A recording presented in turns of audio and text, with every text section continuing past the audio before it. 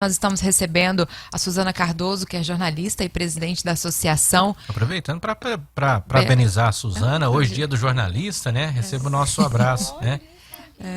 E presidente da associação, também recebendo a Paloma Rezende, que é advogada, também participa da associação. Sejam bem-vindas, bom dia. Obrigada. Bom dia, Bruna. Bom dia a Bom todos. dia, Carlos Nunes. É um prazer estar aqui, porque eu ouço vocês todos os dias, que pela bom. internet, pelo rádio, né? Fico ligado, que eu acho o melhor jornalismo de Araxá. E hoje estou aqui presencialmente, achando muito legal estar com vocês. Que bom, seja bem-vinda. Agradeço mesmo pelo convite de vocês, agradeço por estar aqui, né? É um prazer fazer parte desse time, que é a associação, poder falar um pouco mais sobre o direito do autista, que às vezes é muito pouco conhecido pela sociedade, e estar aqui com vocês, que, como a Suzana disse, é um programa de uma integridade gigante. A gente faz questão de exaltar, né, essa audiência de vocês, porque realmente vale muito a pena acompanhar e estar por dentro de tudo que vocês trazem aqui toda semana. Né? Que bom, obrigada. A gente fica feliz pelo reconhecimento. Para a gente começar falando, eu gostaria, Suzana, que a gente começasse falando sobre a associação, o trabalho que a associação vem tendo, né? A gente sabe que a luta, né, pelo direito dos autistas é uma batalha diária dos pais, dos familiares, né, pelas conquistas desses direitos. E a gente vê agora o autista, né, tomando, né, os seus direitos, tendo ali, né, fazendo parte da legislação. Então, eu gostaria que você falasse primeiro, né, sobre a fundação, o que é a fundação, né, e como que vocês veem aí nessa luta. Aqui em Araxá, a gente tem aí órgãos, né, entidades que tratam do portador de deficiência de uma forma geral, inclusive o autista, né? Mas esse grupo, que começou lá uns 8 anos atrás, achou por bem diferenciar o autista, né, separar dele desse restante, porque a demanda é muito grande, né? Há muito que se discutir, há muito que se trabalhar para a inclusão, para ter os benefícios que eles merecem, né, e têm direito. Então, essa associação começou um grupinho lá atrás, reunindo, debatendo pelas redes sociais, e aí foi aumentando, e nós tivemos profissionais da modalidade aí interdisciplinar, e esses profissionais davam um suporte, um apoio até então, né? E aí surgiu a necessidade de se criar uma associação, né, constituída juridicamente, para a gente buscar benefícios, buscar recursos, né? Nós estamos em vias aí de conquistar uma sede própria, sabe? E constituída mesmo, nós temos mais ou menos 3 anos de associação de apoio a pais e autistas de Araxá. Paloma, e a gente falando um pouco desses direitos já conquistados, né, dos autistas, eu queria que a gente começasse falando de alguns direitos, né? A gente até conversava anteriormente, você falou sobre as fases da vida, né, do autista, onde ele vai ali tendo os seus direitos. Então, eu gostaria que você falasse um pouco sobre essas fases da vida dentro da legislação. Bom, Bruna, em 2012 foi criada no Brasil a primeira lei federal que tratava sobre o autismo.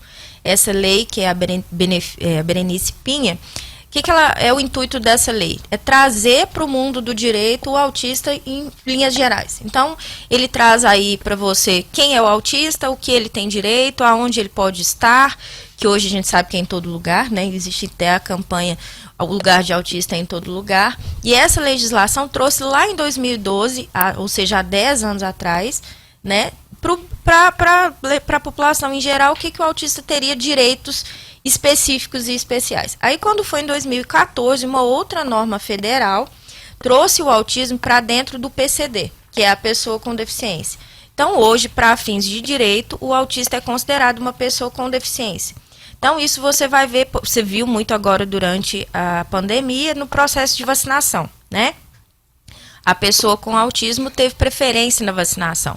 Tanto lá na fase inicial, quando estavam sendo vacinados os adultos, e depois agora, quando as crianças começaram a ser vacinadas. O que foi uma luta também da classe autista, né, Paloma? Porque lá, quando soltaram o plano do governo federal, os autistas não estavam incluídos, né, nas pessoas com comorbidades, né? Exatamente, porque o autismo não é uma comorbidade, né? Ele é chamado de deficiência permanente.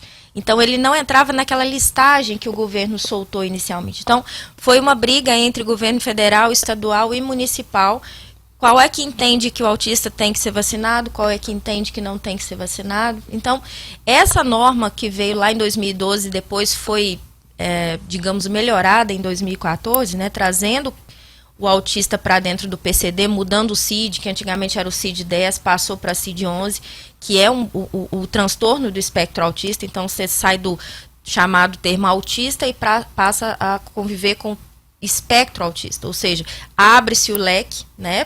Porque aí a gente tem os autistas de nível 1, nível 2, nível 3, que antigamente, pela técnica, pela medicina, eram considerados os autistas leves, moderados e severos, né? Hoje a gente chama de nível 1, nível 2 e nível 3.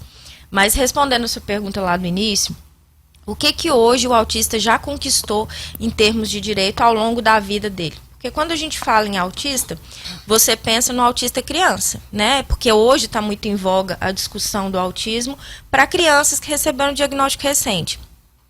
Mas nós temos tanto, inclusive na nossa associação, crianças com 2, 3 anos de idade, temos um grupo de jovens, adolescentes e já entrando na fase adulta, que inclusive fazem um trabalho magnífico, né, dos jovens se mostrando para a sociedade, trazendo que o autismo é parte da vida cotidiana, e temos também autistas já na fase adulta, inclusive entrando na terceira idade, que tiveram diagnóstico tardio. Então o direito vem acobertando toda essa população, né, que está no espectro, desde a infância, quando a gente vai tratar do benefício de assistência continuada, que é um benefício oferecido pelo governo federal através da Previdência Social, né, que é o chamado INSS. Esse benefício vem trazer o pagamento de um salário mínimo para as famílias carentes que têm um autista ali dentro. Então, você atendendo uma regra geral de valores de renda per capita, essas famílias têm direito a esse benefício.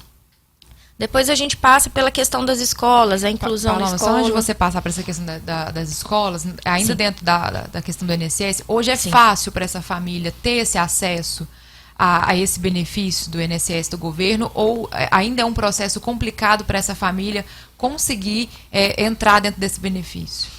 Hoje, dentro do momento que a gente está vivendo na pandemia, esse benefício está um pouco mais complexo, porque aqui na nossa cidade, por exemplo, o INSS não faz perícia social. Então, a família que está em luta aí para conseguir o benefício precisa ir Uberaba ou Uberlândia. Nós fazemos aqui só a perícia médica. Então, o autista e a família, né, vão passar inicialmente pode ser feito através do 135, pelo telefone, pelo aplicativo, mas não aqui na agência física, o pedido, né, ou através de um advogado. Entrou com o pedido, o próximo passo é a perícia médica, faz aqui em Araxá, ok. Aí o próximo passo é a perícia social, que é a avaliação social, na verdade. A família vai ser avaliada, renda, onde mora, quantos membros compõem o núcleo familiar, e isso só pode ser feito em Uberaba, atualmente, durante a pandemia, Uberaba ou Uberlândia. Então, isso já é um fator complicador, né? Porque a família precisa se deslocar para outra cidade e, às vezes, quem está buscando esse benefício não tem condições, inclusive, de fazer esse... Justamente que é um benefício para quem tem uma renda menor, né? O que é um absurdo, né? Com tantos profissionais da assistência social qualificados aqui em Araxá, né? Por que não há esse credenciamento, essa disponibilidade aqui na agência, né? Exatamente. E antes da pandemia, essa avaliação social era feita em loco. Então, o assistente social ia até a residência da pessoa, o que é, de fato, vocês vão concordar comigo, muito mais óbvio, né? Com certeza. Porque você está ali vendo... Né? Agora eu vou sair de Araxá, vou lá em Uberlândia levar... Apresentar minha situação. Aqui está minha conta de luz, minha conta de água, meu contrato de aluguel, mas a pessoa não está vendo a casa, não está conhecendo as pessoas. Eu acho que ficou isso muito frio, né? Ô, Paloma, e um complicador também é a renda, né? A exigência de uma renda muito pequena para a pessoa entrar no benefício. Eu queria que você explicasse aí, detalhasse. Hoje no Brasil, a norma é que seja de 1/4 do salário mínimo por pessoa da casa. Então, por exemplo, se moram numa casa 4 pessoas, você vai dividir a renda dessas 4 pessoas por 4. Então, cada pessoa não pode ganhar mais do que 1/4 salário mínimo. Hoje, faz as contas, você vê, 1.212 dividido por 4. É uma renda muito baixa, né? Só que existem precedentes, até em ações judiciais, em casos que a família conseguiu o benefício com uma renda um pouco maior. Como que isso acontece? Quando a gente consegue comprovar que as despesas superam a renda. Então, às vezes, você tem despesa com medicação da pessoa que está no espectro, você tem as terapias, você tem alimentação especial. Então, tudo isso comprovado documentalmente, você pode alcançar o benefício também, ainda que ultrapassando essa renda que é determinada pelo INSS. E a associação, ela tem esse trabalho dessa orientação para essas pessoas, né, que vão buscar por esse benefício também, você dizendo, né, vai ter todo um trabalho, questão da renda, igual você disse, que dependendo da situação, para comprovação. Então, às vezes, precisa de uma orientação jurídica para que a pessoa consiga fazer essa comprovação. E aí a associação entra nessa questão? Sim, hoje a gente atende de forma, na associação, todos os nossos membros atendem de forma voluntária, né? Todos os profissionais, e nós não temos uma sede própria ainda. Mas a gente faz o acolhimento dessas famílias e o atendimento no escritório particular mesmo. A gente faz o atendimento gratuito, mas no escritório particular, para receber essas famílias e dar essa orientação ali, do como que é a documentação, o que precisa fazer, como é que entra com benefício, qual que é o caminho, né, para poder começar. Porque às vezes, gente, muita gente nem sabe que esse benefício existe. Então, entrar com o pedido, passar por 2 perícias, o que levar de documento para essas perícias, porque eu tive um caso que aconteceu nosso da associação, de uma mãe que foi para Uberlândia para fazer uma perícia que eu tinha marcado para ela chegou lá às 9 horas da manhã, a assistente social falou assim, você não tem perícia marcada aqui hoje. Absurdo. Ela com o comprovante em mãos. Então, pensem na dificuldade, isso com assistência. Imaginem vocês se ela não tivesse essa assistência da associação, né? Não tivesse esse acompanhamento. Como é que ela ia se portar numa situação dessa? E ela ligou imediatamente para nós e falou, o que eu faço agora? Eu estou aqui, ela falou que não tem nada marcado. Paloma, e aí a gente entra também no direito adquirido na escola, né? Então, é uma luta também nessa questão da conquista dos direitos nas escolas. A gente teve ali, em determinadas épocas, né, que não se queria os alunos, né, não só com autismo, mas com outros tipos de deficiência nas escolas. E hoje há uma série, né, de direitos, hoje há uma série de escritas dentro da legislação que garante esse direito aos autistas. Isso, exatamente. Até um certo tempo atrás, existia essa distinção, né, de quem é que pode estudar na chamada escola convencional. Hoje, por lei, isso é discriminação, você escolher quem é que vai estudar na sua escola. Isso vale tanto para o âmbito municipal, federal, estadual, na rede pública e também na rede particular, que isso é muito importante ser destacado, Bruna. A gente tem ainda hoje, pasmem, escolas particulares negando matrículas de crianças que são autistas. Então, é aí que a associação entra trabalhando, né, para fazer com que a legislação seja cumprida. É crime discriminar ou negar a matrícula de um autista na escola em razão do espectro. Então, isso não pode acontecer. A partir do momento que você conseguiu a matrícula, o aluno está matriculado, a gente tem também a norma que garante o professor de apoio dessa criança. Também, repito, tanto no ambiente público quanto no particular. E esse professor de apoio ou mediador, né, cada profissional chama de um nome, mas é um profissional que vai acompanhar exclusivamente aquela criança portadora de uma necessidade especial, seja ela em coordenação motora, intelectual, socialização. Então, a professora de apoio ou mediadora vai acompanhar a criança durante toda a vida escolar dela. E isso não pode ser cobrado dos pais. Então, meu filho estuda numa escola particular e eu preciso de um mediador. A terapeuta ocupacional indicou um professor mediador. Eu, como mãe, vou ter que custear esse professor? Não, isso é uma obrigação da escola. Então, essa é uma batalha nossa, né, Suzana, da associação, trazer para as famílias essa informação, porque às vezes eles estão lá vivendo uma situação super complicada, a criança não está conseguindo, criança, mas jovem, adolescente. Não está conseguindo acompanhar a turma por alguma coisa relacionada ao fato de ele estar no espectro, e aí entram os professores de apoio. Isso não vale também só para ensino médio fundamental, não. E, inclusive, hoje a gente tem mediadores no ensino superior. Isso, a gente continua com a entrevista, né, recebendo a Paloma Rezende, advogada, também membro da Associação de Apoio e Pais dos Autistas de Araxá, a Suzana Cardoso, que é jornalista e presidente da associação. Meninas, vou falar meninas. Obrigada. Meninas, para a gente continuar falando aqui sobre a questão do autismo, né? Até a gente falar também sobre a prioridade no atendimento. Hoje já é uma realidade, a gente vê, né, até lojas, estabelecimentos, já tem até ali o lacinho do autista nas placas de prioridade, né? O que também foi uma conquista dos autistas. Sim, exatamente. Aqui em Araxá, vamos falar primeiro em nível da nossa casa, né, no municipal. A gente tem um decreto municipal que determinou essa prioridade já desde o estacionamento, que é o estacionamento rotativo que a gente faz aí o pagamento para a FADA atualmente. Então, os autistas têm já a isenção desse pagamento, que já é uma preferência, né, através da identificação do veículo. Esses autistas têm o direito de ser isentos do pagamento.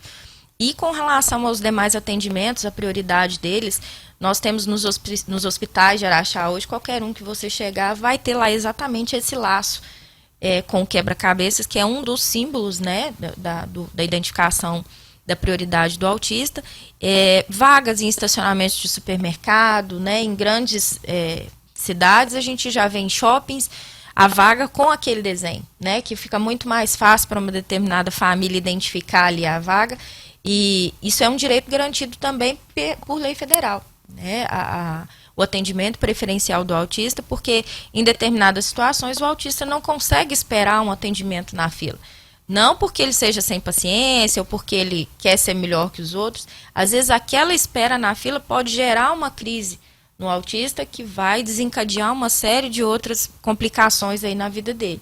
Então, quando a gente fala em preferência em atendimento, a gente está falando da priorização da saúde e da integridade do autista.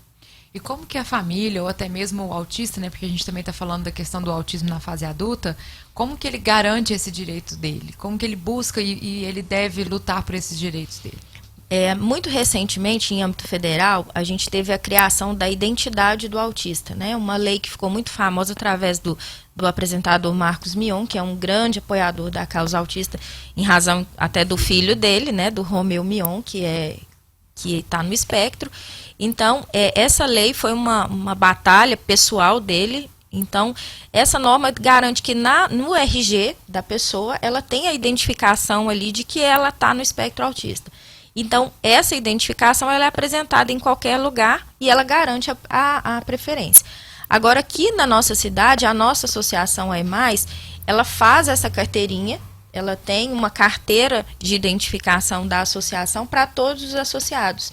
Então, basta entrar em contato conosco, fazer a carteirinha e ela é apresentada, inclusive, para transporte público, né? Para isenção das tarifas de transporte público. E também, obviamente, utilizada nos demais atendimentos em hospitais, supermercados, fila de banco, em qualquer lugar em que tenha atendimento ao público, essa carteira de identificação vai garantir essa prioridade no atendimento. Eu queria falar mais a respeito disso. Apesar de ter essas garantias, as mães ainda não sabem, né? As famílias ainda não abraçaram, né, essa conquista por falta de conhecimento, né? Então, outras, a gente tem visto assim, queixas de que elas entram numa clínica, num hospital, no supermercado, num banco e não são atendidas, sabe? Não é respeitada a norma. Nós temos o caso, inclusive, de uma mãe que ela parou no estacionamento, né, privativo lá com o filho e uma pessoa veio questionar. Era um lugar onde tinha muito movimento, uma festa, e a pessoa veio questionar: por que você está parada aí? Sendo que não tem ninguém deficiente, né? Porque o autista não tem cara de autista, né? Ele não tem uma deficiência física. E aí foi aquele bate-boca e tudo, e aquele cara quebrou o carro dessa mãe, sabe? De raiva, deu uma briga assim horrorosa, e a gente tem convivido com esse tipo de coisa por ignorância, por falta de conhecimento. E um papel da associação é esse, sabe? É conscientizar. A gente tem batido nessa tecla muito, tem ido para a imprensa, tem realizado eventos justamente para mostrar para a sociedade o que é o autismo, né? Existe muita ignorância ainda a respeito. Conscientizar a população, né? É muito importante isso. É verdade. O nosso ouvinte, o Euler Silva, ele está participando com a gente e ele está até citando um caso particular, dizendo que o sobrinho dele, que a autista sofreu uma violência absurda de um antigo diretor de um determinado colégio aí. Diz que à época abriu ocorrência na delegacia, mas sem resultado. E ele afirma, né, os autistas ainda são desamparados, né, hoje. Está melhorando aos poucos, né, com a própria criação da associação, né, isso tende a melhorar, né, justamente para defender os direitos, né, assegurar os direitos. Na verdade é um trabalho de formiguinha mesmo que a gente brinca, né, porque a gente, inclusive durante a semana de conscientização, que foi a semana passada, nós trabalhamos a semana toda visitando escolas. Nós conversamos com os diretores, com os coordenadores pedagógicos, levando a conhecimento deles a existência da associação e também apresentando questões relacionadas às obrigações que a escola tem perante a pessoa que está no espectro, né? Então, quando a gente fala nessa situação que o Euler viveu, a gente fica entristecido de saber que ainda existem escolas que agem dessa forma, mas nós, enquanto associação, o nosso trabalho é a conscientização, é fazer com que a escola enxergue o autista, enxergue a pessoa que está no espectro como qualquer outro aluno. Ele está ali para adquirir conhecimento e para ser respeitado. Tá certo. A gente até conversava aqui em off, hoje quantas famílias são atendidas pela associação, hein, Suzana? Então, nós temos cerca de 80 famílias. 80 famílias. O que se pergunta também, quantos autistas tem em Araxá? Sim. Nem no Brasil esse número não é muito certo, porque não existe um censo ainda a respeito. Mas o censo demográfico desse ano, pelo IBGE, tem uma cláusula, uma questão lá, né, que vai perguntar, vai saber se aquela família possui algum autista. Então, em breve, se Deus quiser, nós teremos esses números. Quantos autistas tem no Brasil, em Minas Gerais, no município de Araxá, para a gente até fazer aí um programa, né, uma política pública para alcançar essa turma aí. E, inclusive, depois nós queremos deixar o nosso telefone Sim. aqui, porque muita gente ainda não conhece a associação e o trabalho que é realizado. Então, funciona assim, a pessoa liga, a gente marca uma visita, né, um atendimento ali, que nós vamos saber qual que é a demanda daquela família.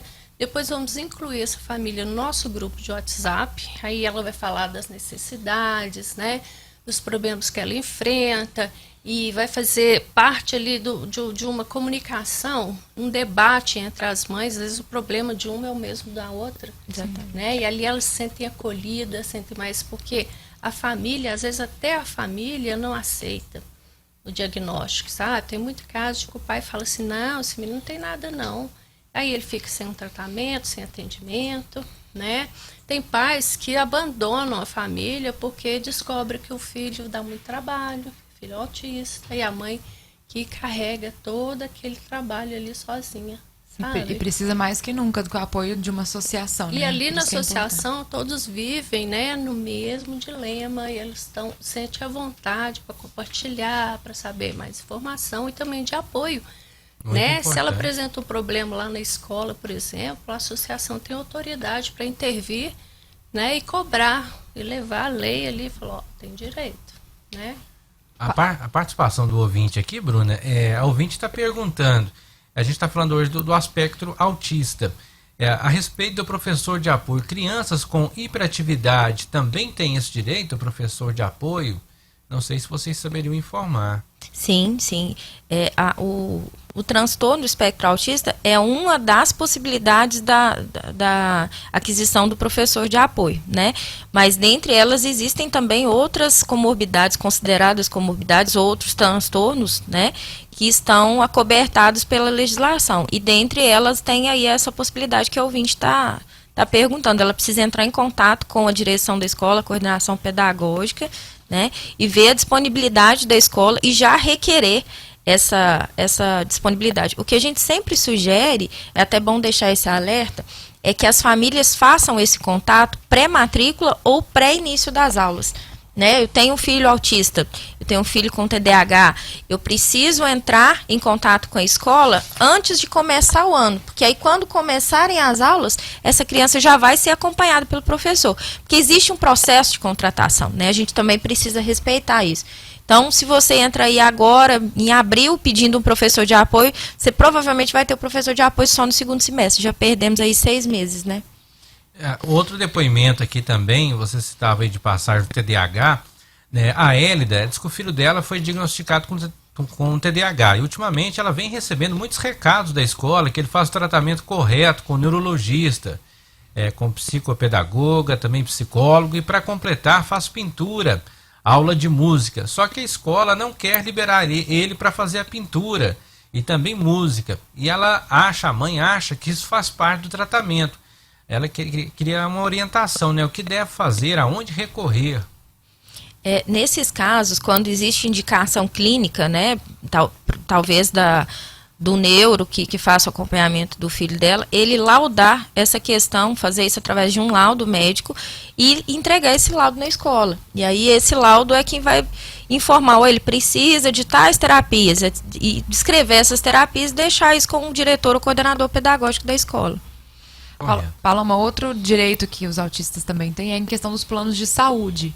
Então, há algumas limitações, né, o que não pode ser colocado. Eu queria que você explicasse sobre essa questão do plano de saúde para os autistas. Sim. Quando a pessoa que está no espectro é acobertada por um determinado plano de saúde, não pode haver de forma alguma limitação de terapias dentro desse plano. Então, suponhamos que um determinado profissional, um neuro ou um psiquiatra sugeriu que fossem realizadas terapias ocupacionais para acompanhamento dessa criança, como forma de terapia, criança ou adolescente ou adulto. Enfim, essas terapias podem acontecer durante 6 meses, podem acontecer durante 1 ano, durante 3, durante 10 anos. Então, o plano de saúde não pode limitar, durante a autorização ali das terapias, falar, você só pode fazer durante o ano 12 sessões de terapia ocupacional. Essa limitação é proibida por lei. Então, se o seu plano de saúde eventualmente cercear o seu direito às terapias, isso está indo de encontro com a legislação vigente. Isso não pode acontecer.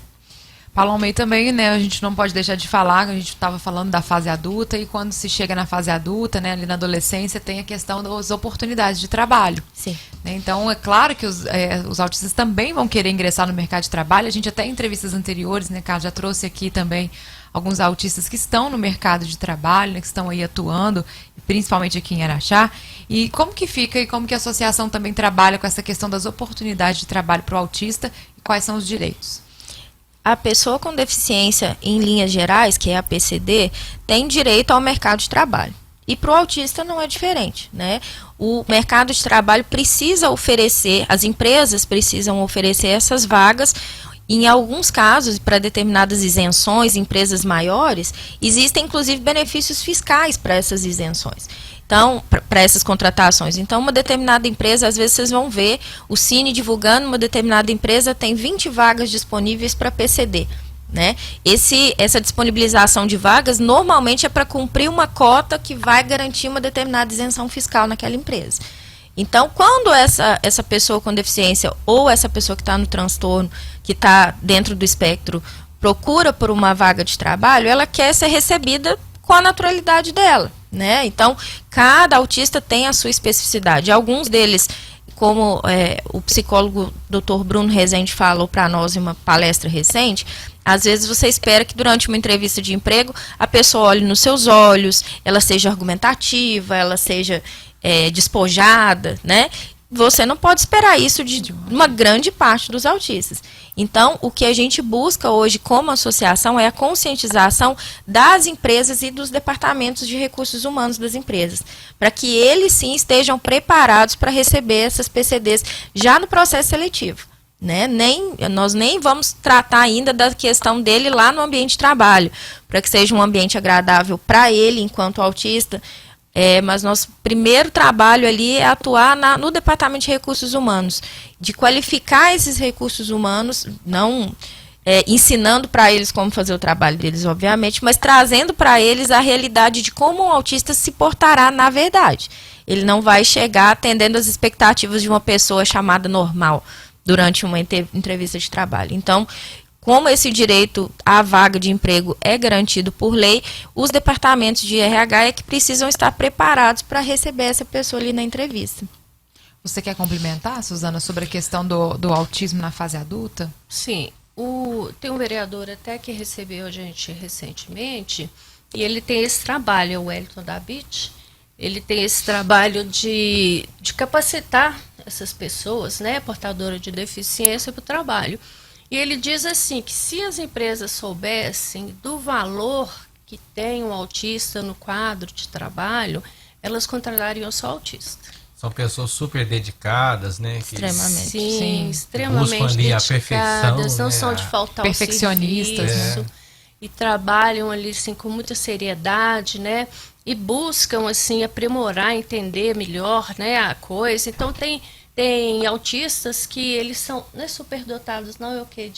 De alta funcionalidade. Alta funcionalidade. Então eles vão além do QI da pessoa normal, sabe? Então hoje tem autista aí na NASA e nos grandes empreendimentos aí o autista faz toda a diferença.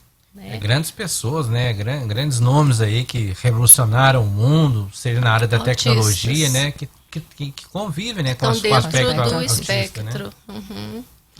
E eu queria falar também a respeito da fase adulta. O meu marido é autista, eu não tenho filho autista, eu tenho marido, né? Então algumas pessoas lá também no nosso grupo da nossa associação, elas tem uma menina lá que ela tem o marido e mais 2 filhos, né? Então, assim, na fase adulta, o complicador é que, assim, você não tem muita chance mais de tratamento, o diagnóstico é tardio, então a pessoa já passou por muita coisa na vida, já passou por bullying, discriminação, dificuldade na escola, dificuldade no emprego, né? Desentendimentos na família, na comunidade, tudo porque ela é diferente, né? E aí as pessoas pensam, não, é o jeito dele mesmo, e vão levando, sabe? Não se interessam por fazer um tratamento, por direcionar aí pelas, como é que fala? As condições que tem hoje, né? TO, as terapias que são direcionadas para a criança. E a gente vê muito na literatura o autismo voltado só para criança. Né? Assim que eu soube do diagnóstico, eu tentei ler tudo e procurar saber de tudo a respeito para poder ajudá-lo, né? Uma pessoa com mais de 50 anos já tem assim. E outra coisa que o autismo agrega são as comorbidades, né? Então ele tem um toque severo, tem o TOD, tem TDAH, e aí junta isso tudo, a gente fica perdida, sabe? E a pessoa não consegue mais muito lugar no mercado de trabalho, né? Nas situações, eu falei com a Paloma outro dia, que surgiu uma vaga de PCD pelo Cine, né? Nós entramos em contato lá para ver as possibilidades, né? E falamos assim, não, a pessoa é autista. Eles falaram assim, não, autismo a gente não aceita, não. É isso. Como assim não aceita? Isso é discriminação, né? A gente tratou disso quando a Suzana me perguntou, e é importante deixar isso muito claro. Isso é discriminação e é crime. A partir do momento que você, a sua empresa, oferece uma vaga, se não houver o rol taxativo de quem pode preencher essa vaga, você está dando abrangência para qualquer pessoa que se candidate, desde que ela esteja encaixada aí como PCD, que é o caso do autista. Então, se eles não aceitavam autistas, precisava ter essa ressalva no momento da apresentação da vaga. Paloma, Suzana, eu quero agradecer vocês pela presença aqui. Acho que muito esclarecedor essa entrevista, né? A gente passaríamos aqui o resto da tarde, o resto da manhã, né, e o início da tarde conversando sobre essa pauta que é tão importante, né? Espero receber vocês aqui outras vezes para tratarmos mais desse assunto. É muito importante, né, o que você disse, Suzana, sobre a conscientização.